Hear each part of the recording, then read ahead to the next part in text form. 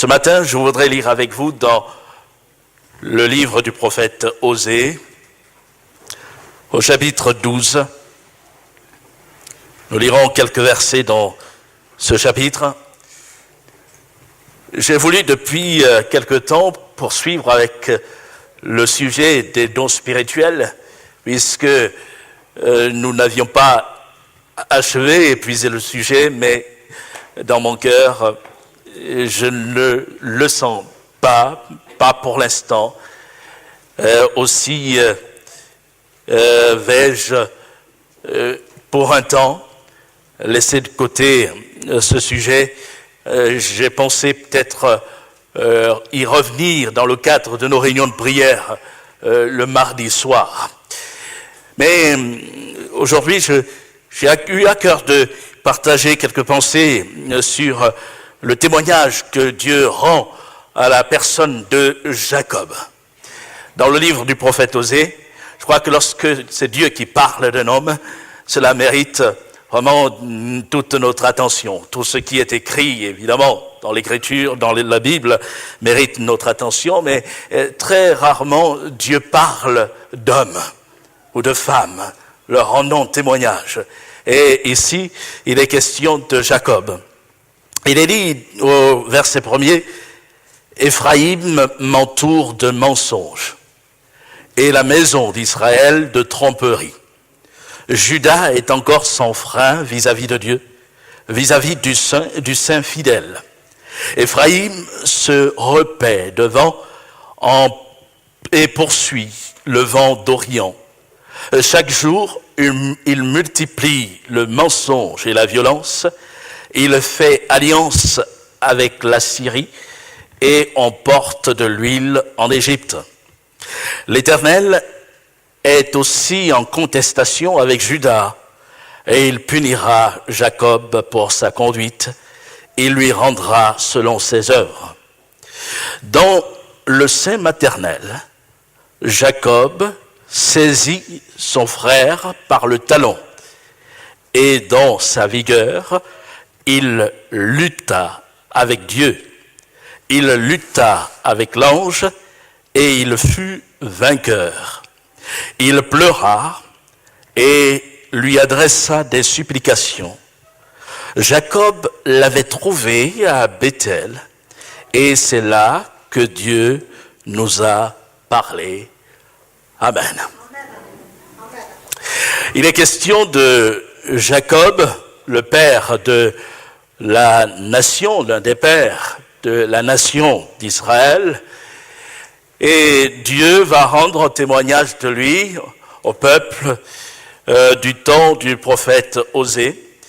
Osée a vécu pendant le règne du roi Jéroboam II, parce qu'il y a eu deux Jéroboam. Jéroboam Ier, qui a connu la scission, la période de la scission, le schisme entre le royaume du Nord, donc Israël, le royaume du Sud de Juda, et il y a eu Jéroboam II qui a vécu en l'an 790 avant Jésus-Christ, et qui a régné, qui avait régné jusqu'à l'an 749 avant Jésus-Christ. Et le parcours du peuple pendant la vie de Jéroboam a été très particulier parce que Israël n'a pas cessé d'accumuler des erreurs, et vous relèverez le ton que Dieu emploie dès le début du chapitre. Il parle de mensonges, de peuples qui le trompent. C'est parce que Israël se trouvait spirituellement dans une situation de déclin. Et le prophète Osée a été suscité par Dieu dans cette période-là pour ramener le cœur du peuple à son Dieu, avec une parole très très forte, mais aussi un exemple de vie qui peut susciter des interrogations. puisque dès le début du chapitre, Dieu demande au prophète Osée d'aller épouser une femme, mais pas n'importe laquelle, une femme aux mœurs légères, une femme prostituée. Et j'avoue que pour moi, ça m'a toujours interpellé. Et en lisant ce passage, je me suis dit, comment le Dieu qui a donné cette loi au peuple et qui a mis à part ce peuple, a-t-il pu demander une telle chose au prophète Osée? Alors, la vie d'Osée et de toute sa famille a été placée là, au vu du peuple, comme un enseignement vivant. Et on comprend que la démarche que Dieu demande à Osée de suivre, d'accomplir, représente en fait l'état du peuple, la relation qui va s'établir entre Osée le prophète et cette femme est l'image du regard que Dieu porte sur sa relation avec Israël. C'est-à-dire que Israël est infidèle aux yeux de Dieu. Mais comme on peut se demander, mais comment c'est comme une folie, un homme de Dieu qui marche avec Dieu, un prophète qui craint Dieu, comment est-ce possible qu'il se retrouve dans une telle relation? Et en fait, l'enseignement est le suivant: comment le Dieu qui est saint, le Dieu qui est pur, peut-il aimer des hommes qui sont marqués par la souillure, le péché, des pensées impures, des hommes corrompus au plus profond d'eux-mêmes? Quand on y pense, en appliquant cela au parcours d'Israël, mais tout ce qui a été écrit l'a été pour notre instruction, on l'applique aussi à nos vies. Lorsqu'on pense que ce Dieu qui est parfait, à aimer des êtres souillés, imparfaits, des êtres qui n'ont pas eu égard à lui et qui sont à plusieurs reprises détournés de lui, on se dit, mais c'est fou. Mais c'est la folie de Dieu, la folie de l'Évangile, qui est plus sage que les hommes. Et Dieu, dans son amour, a posé son regard, il a ramené des hommes, des femmes de toute nation, de toute tribu, pour lui appartenir et avoir une relation avec lui. Et quand on regarde notre marche, notre parcours, force est de reconnaître que bien souvent nous sommes limités. Bien souvent nous sommes imparfaits. Notre nature nous rattrape. Et par trois étapes importantes de la vie de Jacob, Dieu va le placer devant le peuple pour que le peuple d'Israël qui se trouvait là, éloigné de Dieu du temps d'Osée, puisse se retourner, considérer ce modèle et revenir à Dieu de tout son cœur. Dieu est le Dieu de la vie. Dieu est le Dieu du salut. Et dans cette démarche, il veut ramener son peuple à une communion véritable et à une alliance honorable avec lui. J'ai retenu essentiellement les versets 4 et 5, où Dieu dit: dans le sein maternel, Jacob saisit son frère par le talon, et dans sa vigueur, il lutta avec Dieu. Il lutta avec l'ange et il fut vainqueur. Il pleura et lui adressa des supplications. Jacob l'avait trouvé à Bethel et c'est là que Dieu nous a parlé. Le parcours de Jacob, évoqué en 3 phases. Et la première phase, c'est la naissance même de Jacob. Jacob, au fait, signifie trompeur, usurpateur, supplanteur. Jacob signifie exactement tout cela, effectivement, mais celui qui prend le talon. Celui qui prend le talon, qui tient le talon. Et c'est ce qui s'est passé à sa naissance. Nous lisons dans le livre de la Genèse, au chapitre 26, Genèse chapitre 25, à partir du verset 24.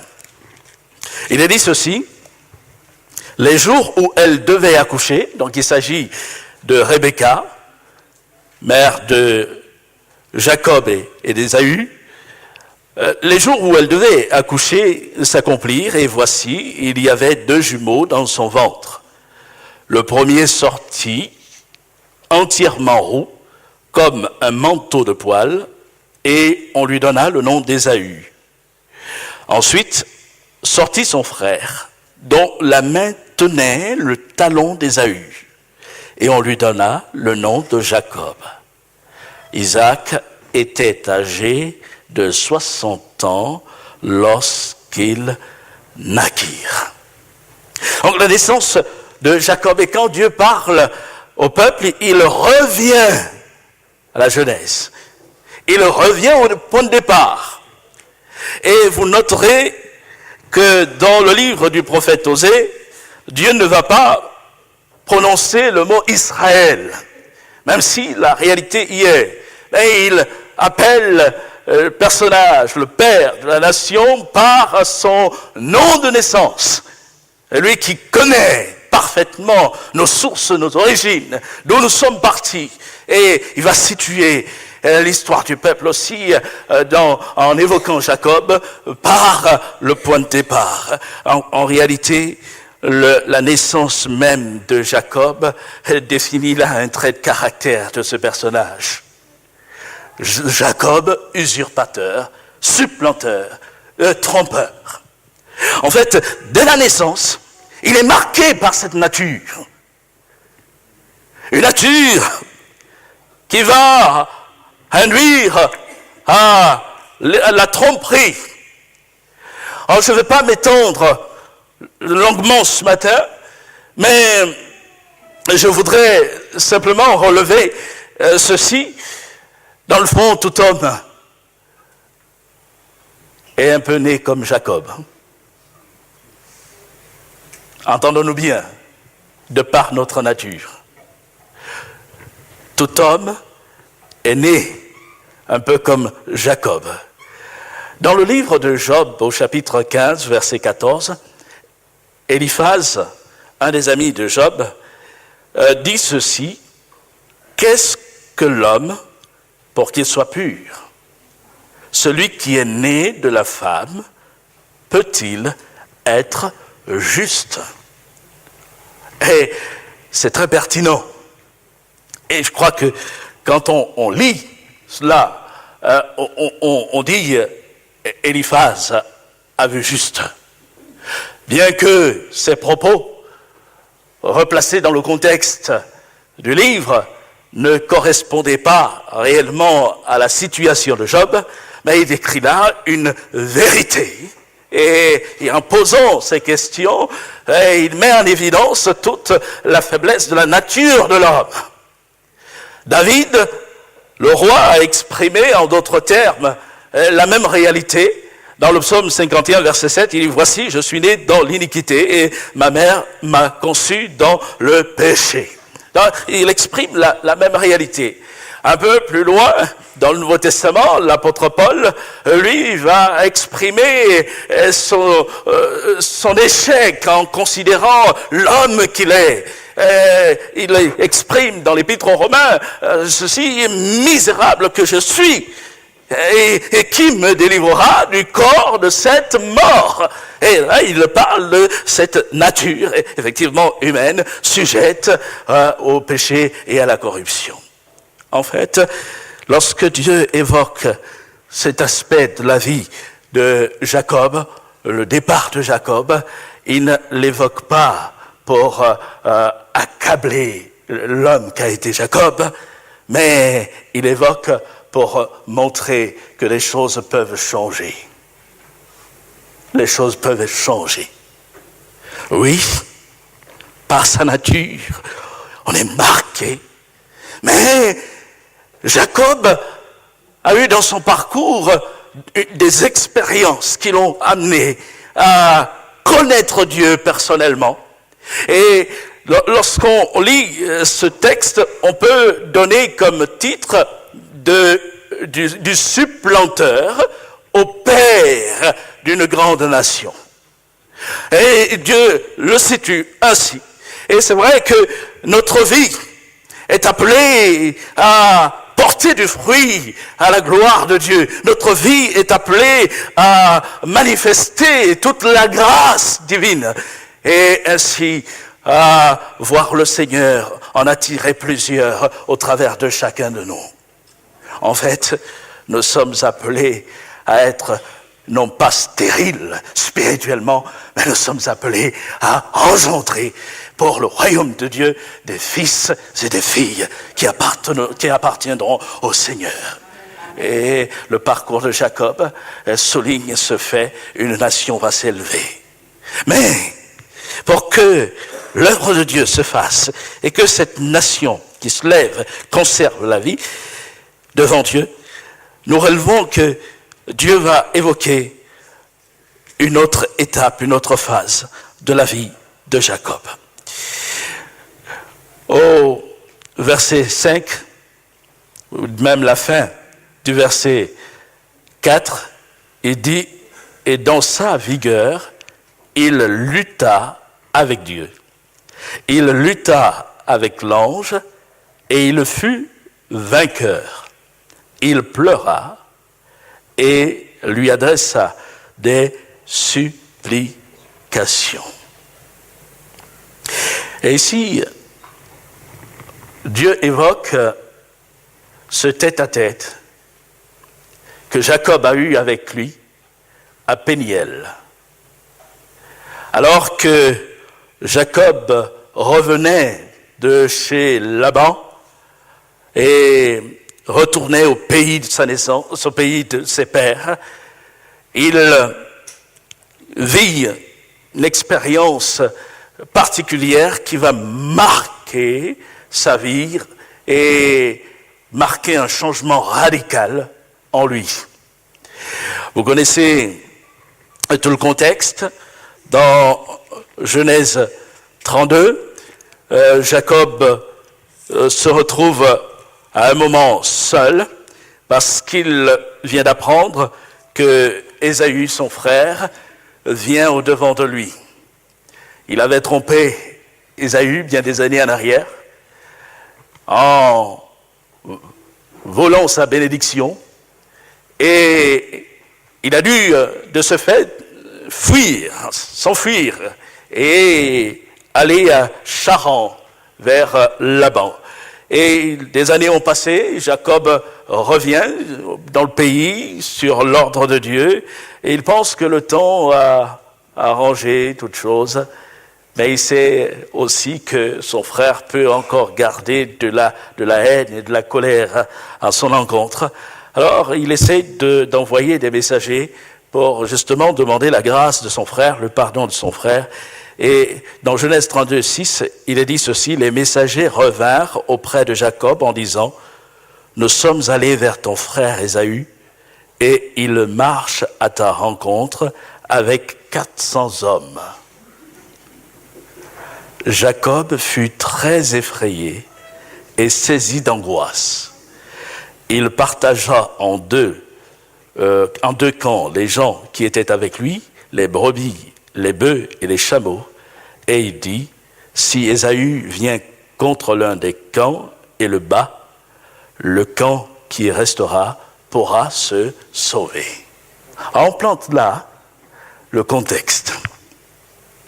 Le temps n'a pas arrangé les choses.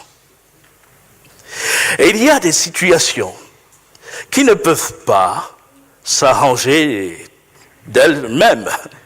Et parfois, on laisse courir le temps. Et on se dit, avec le temps, tout ira bien. On essaie de noyer le poisson. Mais non, il y a des situations qui ne peuvent pas s'arranger, à moins d'un tête-à-tête avec Dieu. Bien des années ont passé, Et Ésaü a couvé la colère, et il vient toujours avec ses dispositions de cœur qu'il entretenait des années auparavant, vouloir tirer vengeance de ce que Jacob lui a fait subir. Et on comprend que là, Jacob a bien situé les choses, il a bien analysé les choses, et son recours, son salut ne peut pas venir d'une compréhension de son frère, et d'un dialogue avec son frère, et d'une persuasion de sa part, mais le salut viendra d'ailleurs, le salut viendra de Dieu.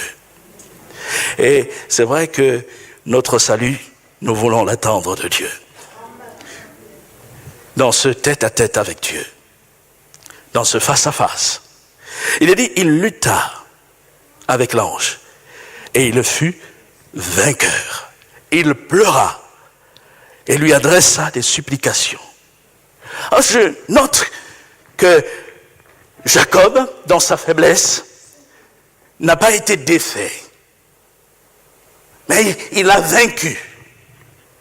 C'est alors qu'il se tient dans la présence de Dieu que Dieu va remplir son cœur d'assurance. Oh, je passe les détails, mais on lit dans le chapitre 32, verset 22, « Il se leva la même nuit, prit ses 2 femmes, ses 2 servantes et ses 11 enfants, et passa le gué de Jabbok. Il les prit, il leur fit passer le torrent, et le fit passer à tout ce qui lui appartenait. Jacob demeura seul. Alors un homme lutta avec lui jusqu'au lever de l'aurore. Voyant qu'il ne pouvait le vaincre, cet homme le frappa à l'emboîture de la hanche. Et l'emboîture de la hanche de Jacob se démit pendant qu'il luttait avec lui. Il dit, « Laisse-moi aller, car l'aurore se lève. » Et Jacob répondit, « Je ne te laisserai point aller, que tu ne m'aies béni. » Il lui dit, « Quel est ton nom ?» Et il répondit, « Jacob. » Il dit encore, « Ton nom ne sera plus Jacob, mais tu seras appelé Israël. » Soldat de Dieu, celui qui lutte, combat avec Dieu. Et il lui dit, « Ton nom ne sera plus appelé Jacob, mais tu seras appelé Israël, car tu as lutté avec Dieu et avec les hommes, et tu as été vainqueur. » Jacob l'interrogea en disant, « Fais-moi, je te prie, connaître ton nom. » Il répondit, « Pourquoi demandes-tu mon nom ?» Et il le bénit là. Jacob appela ce lieu du nom de Péniel, car, dit-il, « J'ai vu Dieu face à face, et mon âme a été sauvée. » Alléluia!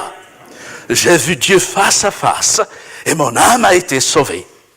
Le soleil se levait lorsqu'il passa Péniel.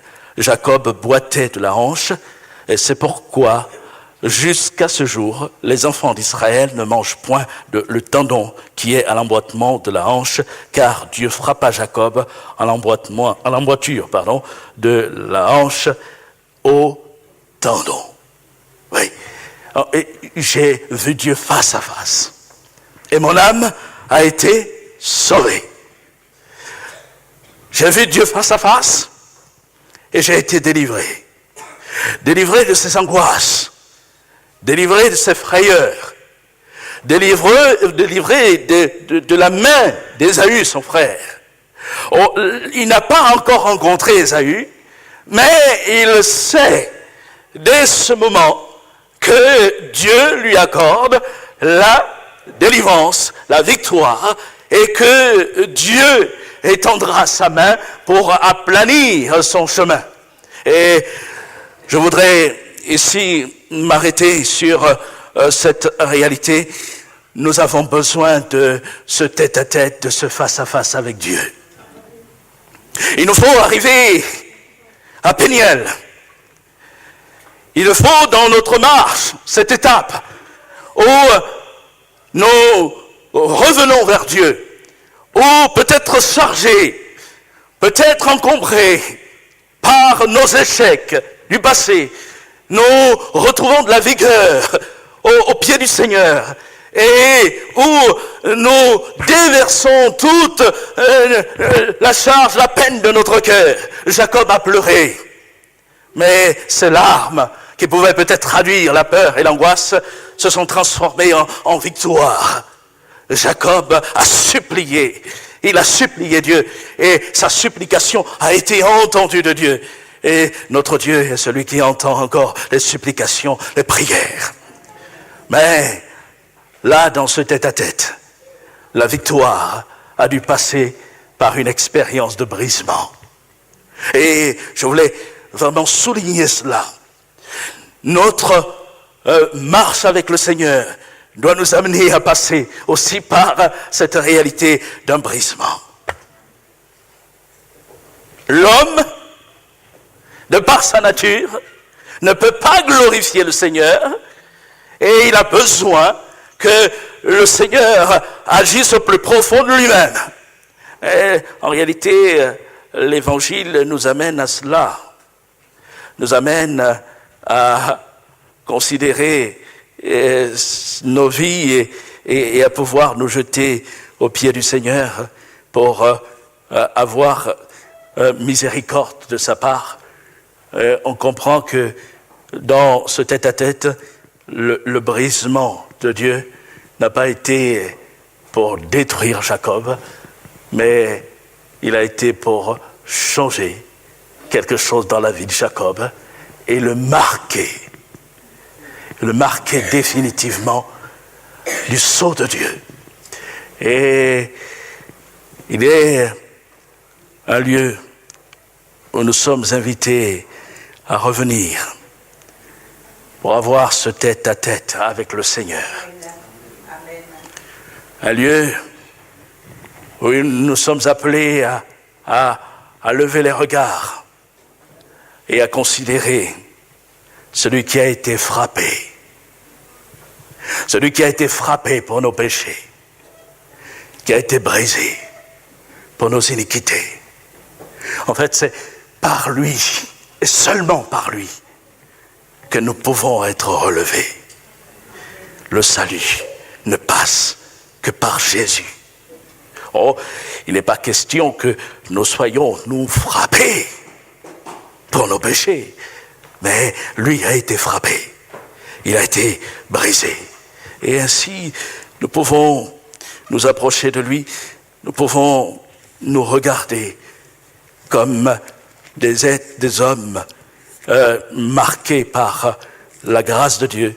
On lit dans l'épître aux Romains, au chapitre 6, il est dit ceci, verset 9, « Pour vous, vous ne vivez pas selon la chair, mais selon l'esprit. Si, du moins, je suis au chapitre 7 peut-être. Bien, chapitre 6. Alors, on lira à partir du verset 8. Il est dit, « Or, si nous sommes morts avec Christ, nous croyons que nous vivrons aussi avec lui, sachant que Christ ressuscité des morts ne meurt plus, la mort n'a plus de pouvoir sur lui, car il est mort, et c'est pour le péché qu'il est mort une fois pour toutes. Il est revenu à la vie, et c'est pour Dieu qu'il vit. » Alléluia.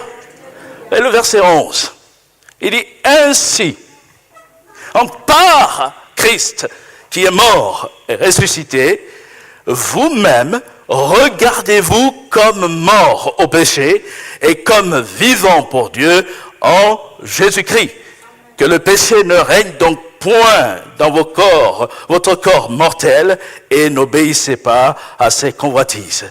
Ne livrez pas vos membres au péché comme des instruments d'iniquité, mais donnez-vous vous-même à Dieu comme étant vivants de mort que vous étiez, et offrez à Dieu vos membres comme des instruments de justice. » Amen. Jacob s'est livré à Dieu dans sa lutte. il a été relevé par la grâce de Dieu. Un ange, mais j'ai envie de souligner que cet ange n'était personne d'autre que l'ange de l'Éternel lui-même. Parce que vous noterez que dans le texte de la Genèse, on passe du mot ange à Dieu, et Dieu le frappa. Et Dieu s'est révélé à lui pour venir accomplir cette œuvre. Jésus, l'ange de l'Éternel, le messager de l'Éternel, est venu à sa rencontre.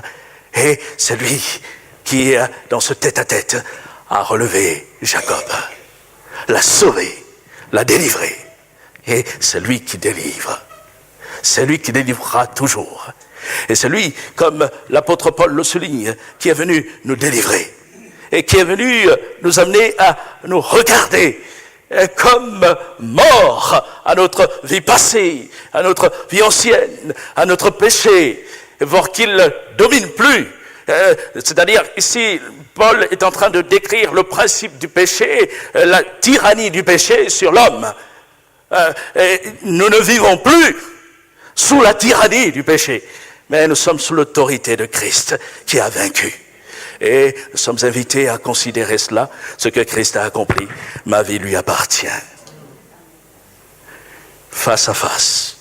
Dieu ne m'a pas caché sa face, mais il l'a dévoilée. Il s'est fait connaître. Et je peux, sur cette base, m'approcher de Dieu. Et puis, comme Jacob, entretenir cette relation par une vie de prière qui m'amène toujours à me situer, me placer devant le Seigneur. Et Jésus lui-même va encourager à se tenir devant Dieu par la prière, en chercher la face de Dieu.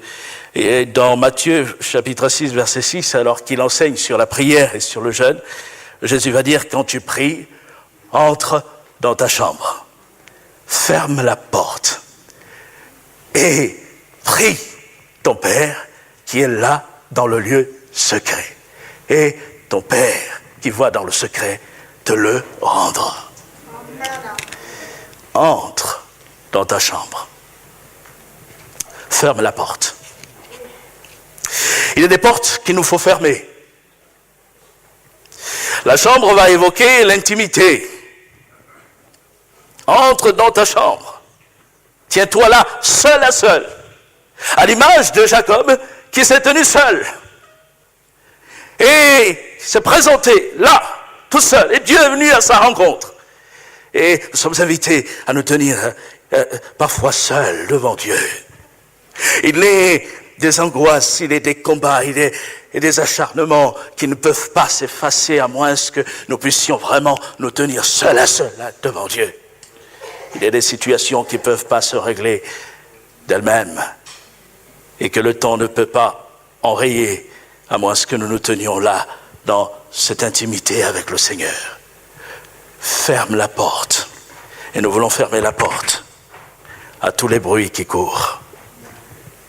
Fermer la porte, c'est se recueillir, être là, c'est disposer son cœur à rencontrer le Seigneur, à être trouvé par le Seigneur et pouvoir ainsi ne pas se laisser distraire. Et quand tu pries, dira Jésus, oui, rentre dans ta chambre, ferme la porte. Et peut-être aujourd'hui, dès ce matin, il y a des portes qui doivent se fermer. Fermées. Dans notre vie, dans notre cœur. Des portes qui nous ont comme distraits. Des choses qui nous ont emportés. Et qui font en sorte qu'on n'ait plus vraiment cette intimité profonde dans une vie de prière avec le Seigneur, une vie de prière intense. Et il est besoin de revenir et de dire, Seigneur, oui, je veux prendre un autre départ avec toi. Je veux fermer ces portes. Oh, chacun de nous se connaît. Je ne vais pas m'étaler sur des portes possibles à fermer, mais chacun peut se sonder et dire, oui Seigneur, là, j'ai encore besoin de fermer cette porte pour être plus près de toi, pour m'approcher de toi. Et j'ai besoin que là, tu interviennes. Et il est dit, prie ton Père qui est là. Il est là, dans le lieu secret. Et Jacob s'est tenu là, dans le secret. Il est dit au sujet de l'ange de l'Éternel, il le bénit là. Là. Et nous avons besoin d'être dans ce lieu, là où nous pouvons tout dire. Jacob était seul et il est parlé de ses larmes, je le disais tout à l'heure, il est parlé de ses pleurs. En fait, là, il pouvait se lâcher. Dans notre culture, on dit souvent, un homme, ça ne pleure pas. Et quand je grandissais, que je me cognais, très agité j'étais, et il m'arrivait de pleurer, et mon père me reprenait, un homme, ça ne pleure pas, supporte la douleur. Et c'est vrai que ça forge tout un caractère. Mais Jacob, en présence de Dieu, s'est lâché. Et j'aime pleurer. J'aime pleurer devant Dieu. Me tenir devant Dieu. Dans le secret. Et oui, on peut là, dans cette intimité avec lui, quand on est seul, devant le Père, lui déverser tout. Regardez. Et même s'il faut effectivement pleurer, le faire devant lui. Le faire, pour répandre son cœur, pour répandre son âme. Parce que l'Éternel entend, et il entend la voix des larmes. C'est David qui va le dire dans le psaume 26. Vous n'avez pas spécialement noté ce passage pour ce matin, mais David va dire l'Éternel entend. Il entend quoi? Il entend la voix de mes larmes. Et là, donc, il va pouvoir aussi répandre son cœur devant le Seigneur. Et dans ses prières, il pouvait savoir que Dieu était là, Dieu le voyait, et Dieu pouvait ainsi le secourir. Et le Seigneur est celui, bon, je ne retrouve pas le texte, je ne vais pas m'étendre et vous retenir trop longtemps, mais David prie et il exprime cette prière, l'Éternel entend la voix de mes larmes. Il entend la voix des larmes. Et on peut s'approcher de lui et répandre là son cœur devant lui et dire, Seigneur, je suis là tel que tu me connais, tel que tu me vois, et sans artifice, dans mes faiblesses, et je viens devant ta face. Jacob a triomphé et Dieu nous amènera à triompher. La prière apporte toujours quelque chose. Quand on rentre dans l'intimité de Dieu, dans un cœur à cœur avec le Seigneur, on ne ressort jamais comme on est rentré. Et Dieu triomphe. Il triomphe de nous, il triomphe de l'homme. Et il apporte sa vie. Et Jacob n'est pas ressorti tel qu'il est rentré. Alors, nous sommes invités à rentrer, afin que ce qu'il y a du moi soit là, mis au pied du Seigneur. Et qu'ainsi, le Seigneur puisse nous relever. Nous ne voulons pas envisager un évangile à l'eau de rose, où tout est bon, mais l'évangile est bon. Disons-le. Heureusement, c'est pas ce que je veux dire. Mais ce que je veux ici souligner, c'est que on arrive dans des temps où l'homme est élevé. L'homme, ou le moi, où l'estime de soi est mise en avant, et au détriment même de la réalité du fait de s'humilier devant le Seigneur, de se prosterner devant le Seigneur. Mais Jésus, qui est le modèle parfait, a été élevé. Il a reçu le nom qui est au-dessus de tout nom, afin que, au nom de Jésus, tous genoux fléchissent dans les cieux, sur la terre et sous la terre, et que toute langue confesse que Jésus-Christ est Seigneur. Mais il a été élevé après s'être lui-même humilié, abaissé jusqu'à la mort, et jusqu'à la mort infâme de la croix, et il s'est rendu serviteur. Et c'est là le modèle, ce sera toujours la voie que le Seigneur placera là devant nous. Et j'ai besoin que Christ vienne et qu'il puisse faire cette œuvre dans ma vie et dans mon cœur. Me tenir là devant lui et dire, Seigneur, oui, que ce qui est de l'homme soit encore ôté. J'ai parlé de 3 étapes. La dernière étape est évoquée dans le parcours de Jacob par Dieu en ces termes. Jacob l'avait trouvé à Béthel, et c'est là que Dieu nous a parlé.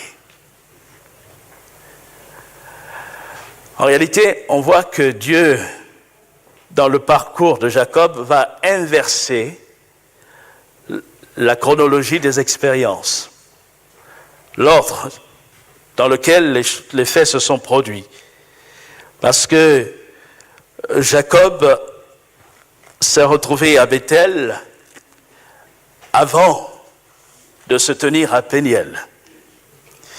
Et quand on lit l'expérience de Béthel, on situe cela dans l'instant où Jacob fuyait, loin d'Ésaïe, et où il voulait ainsi échapper à la colère et à la fureur d'Ésaïe. Au chapitre 28 de la Genèse, à partir du verset 10, il est dit « Jacob partit de Beersheba et s'en alla à Charan. Il arriva dans un lieu où il passa la nuit, car le soleil était couché. Il y prit une pierre dont il fit son chevet, et il se coucha dans ce lieu-là. Il eut un songe, et voici, une échelle était appuyée sur la terre, et son sommet touchait au ciel. Et voici, les anges de Dieu montaient et descendaient dans cette échelle. Par cette échelle. Et voici, l'Éternel se tenait au-dessus d'elle, et il dit, « Je suis l'Éternel, le Dieu d'Abraham, ton père, et le Dieu d'Isaac. La terre sur laquelle tu es couché, je la donnerai à toi et à ta postérité. Ta postérité sera comme la poussière de la terre, tu t'étendras à l'Occident et à l'Orient, au septentrion et au midi, et toutes les familles de la terre seront bénies en toi et en ta postérité. Voici, je suis avec toi, je te garderai partout où tu iras, et je te ramènerai dans ce pays, car je ne t'abandonnerai point, que je n'ai exécuté ce que je te dis. » Jacob s'éveilla de son sommeil, et il dit, « Certainement, l'Éternel est en ce lieu, et moi je ne le savais pas. » Il eut peur et dit, « Que ce lieu est redoutable. C'est ici la maison de Dieu, c'est ici la porte des cieux. » Et Jacob se leva de bon matin, il prit la pierre dont il avait fait son chevet, il la dressa pour monument, et il versa de l'huile sur son sommet.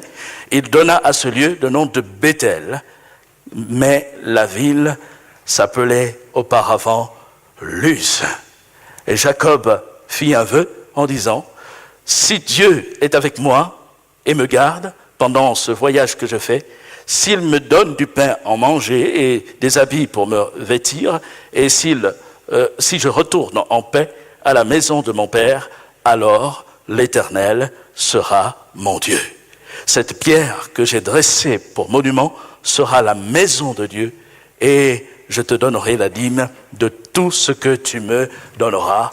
Amen. » J'ai tenu à lire tout le texte pour vraiment situer l'expérience même de Béthel, la révélation de Dieu. Cette étape marque un tournant. D'ailleurs, le mot luz veut dire virage. Virage. Et là, à Béthel, il va y avoir un premier virage. dans la vie de Jacob. C'est Dieu qui vient se dévoiler, se montrer à lui. Et c'est la première fois que Dieu se révèle à Jacob. Cette première fois a pour objet de venir rassurer cet homme qui, comme je disais tout à l'heure, veut échapper à son frère Ésaü. Il sait ce que nourrit Ésaü à son encontre, mais il a besoin alors de prendre la fuite, d'avoir la vie sauve. Et Dieu, dans sa grâce, vient vers lui. Et on peut relever que nous avons tous aussi là cette expérience de Bethel sur notre parcours pour nous rapprocher véritablement, résolument de Dieu. Et Bethel, c'est la maison de Dieu, le lieu où Dieu se révèle. Et on ne peut aussi que faire le lien à ce que Jacob va avoir une vision extraordinaire.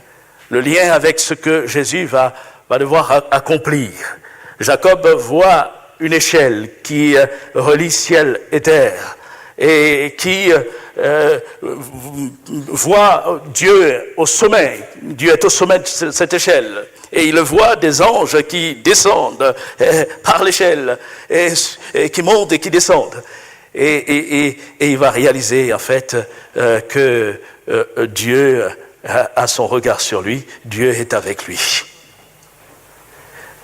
En fait, quand il donne à ce lieu le nom de Bethel, il n'est pas en train de sacraliser un lieu, mais il marque le fait qu'il prend conscience que, où qu'il aille, Dieu se trouve là. Dieu est présent. Parce que lui-même dit, l'Éternel est ici, et je ne le savais pas. Je ne le savais pas. Et il faut une prise de conscience. Il faut un départ. Et peut-être quelqu'un a vécu jusqu'alors sans savoir que Dieu était là. Sans réaliser que Dieu est là dans sa vie. Que le regard de Dieu est sur sa vie. Il a fait ses projets et il entend mener une vie en organisant tout lui-même, mais il est peut-être temps de réaliser que Dieu doit avoir une place dans ta vie. Et le regard de Dieu doit maintenant conduire tes pas. Et c'est ce que Jacob va réaliser en disant, maintenant, ce lieu sera appelé la maison de Dieu. Et d'ailleurs, plus loin dans ses propos, il va dire, si l'Éternel, si Dieu est avec moi et me garde dans ce voyage que je fais, il ne va pas rester là. Il va voir la suite, il va continuer sa route, mais il sait que dorénavant, Dieu est là. Et l'étape de Bethel, la maison de Dieu, doit nous amener à vivre cette communion avec le Seigneur, où que nous nous trouvions, et que le Seigneur puisse avoir son regard dans notre vie. Et Bethel, Bethel, la maison de Dieu. Je termine mon propos en revenant sur le texte du départ. Pourquoi Dieu évoque-t-il le parcours de Jacob du temps du prophète Osée? Pourquoi Dieu parle-t-il de Bethel? Pour en venir à l'interpellation qu'il veut adresser au peuple. Nous avons situé le contexte en précisant que le peuple s'était éloigné de Dieu du temps du prophète Osée. Et Dieu va donc le rappeler. En fait, quand on lit l'Écriture, on s'aperçoit que Bethel a été aussi un endroit clé. Dans le 2e livre des Rois, je vous donne la référence, au chapitre 12, à partir du verset 25, il est question de Jéroboam Ier, celui qui a vécu le schisme. Et il a été le premier roi du royaume d'Israël, le royaume du Nord. Et Jéroboam, qui a été là conduit par Dieu, va éprouver une crainte, une peur que le peuple, les 10 tribus à laquelle il était à la tête se retournent et repartent sous la direction de Roboam, fils de Salomon. Et que va faire Jéroboam? Il va élever 2 veaux d'or. Un veau d'or qui placera à Dan, tout à fait au nord du royaume d'Israël, et un deuxième veau d'or qui placera à Bethel. Et en fait, il n'est pas anodin. Si Dieu va évoquer cette étape de Bethel, l'endroit où Jacob l'a rencontré, où il s'est fait connaître à Jacob et qui a marqué un point de départ d'une relation entre Jacob et Dieu, s'est trouvé là marqué par une idolâtrie odieuse. Et Dieu évoque cette étape de Bethel, en fait la maison de Dieu, c'est Dieu qui doit régner, c'est Dieu qui doit prendre place, mais dans la maison de Dieu, on a mis autre chose, on a mis un veau d'or, on a écarté Dieu, on n'a plus recherché Dieu, et en fait le Seigneur est ici en train d'interpeller son peuple, pour qu'il revienne à lui. Et veillons à ce que la maison de Dieu ne soit pas là occupée par des idoles en tout genre, mais que Dieu puisse toujours avoir sa place, parce que c'est lui qui doit régner. Et quand nous parlons de la maison de Dieu, nous ne parlons pas d'un bâtiment, bien sûr. Quand nous parlons de la maison de Dieu, nous parlons de l'église que nous constituons. Mais quand nous parlons de la maison de Dieu, nous parlons de chacun d'entre nous. Nous sommes le temple de Dieu. Et l'apôtre Paul le rappelle bien aux Corinthiens à 2 reprises dans 1 Corinthiens chapitre 3 verset 16, il dit: ne savez-vous pas que vous êtes le temple de Dieu et que l'Esprit de Dieu habite en vous? Si quelqu'un détruit le temple de Dieu, Dieu le détruira, car le temple de Dieu est saint et c'est ce que vous êtes. Et puis au chapitre 6 verset 19, ne savez-vous pas que votre corps est le temple du Saint-Esprit qui est en vous, que vous avez reçu de Dieu, et que vous ne vous appartenez point à vous-même, car vous avez été rachetés à un grand prix. Glorifiez donc Dieu dans votre corps et dans votre esprit qui appartiennent à Dieu. Amen. Oui, nous avons été rachetés à un grand prix, au prix du sang de Jésus. Et il nous faut ainsi considérer la grâce que le Seigneur nous a faite en envoyant son Fils Jésus. C'est lui qui a servi de lien, de pont entre le ciel et la terre. Je reviens à l'image de Bethel, l'échelle dressée, la maison de Dieu. On ne peut faire partie de la maison de Dieu que si on considère que l'échelle a été élevée et que Jésus a donné sa vie. Jésus lui-même reprend l'image dans Jean, chapitre 1er.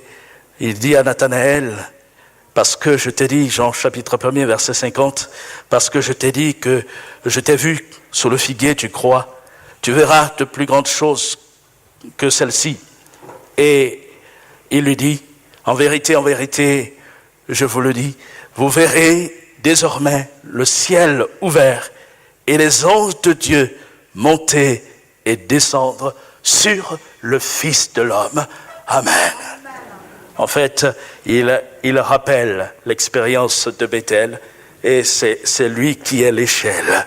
C'est lui qui est l'intermédiaire, le pont entre le Père et nous. Et si nous pouvons rentrer dans la maison de Dieu, si nous pouvons être, nous, la maison de Dieu, c'est par lui. Et il faut que cette maison de Dieu soit la propriété de Dieu lui-même, le Saint-Esprit. Et nous ne voulons pas déroger à cela, mais nous voulons laisser le Seigneur prendre toute sa place en lui, à nous, dans nos cœurs et dans nos vies. Et peut-être, comme je disais tout à l'heure, avons-nous besoin de revenir au pied du Seigneur, au pied de la croix. Il y a 2 mardis de cela, lors d'une réunion de prière, un frère a hésité de donner un don spirituel.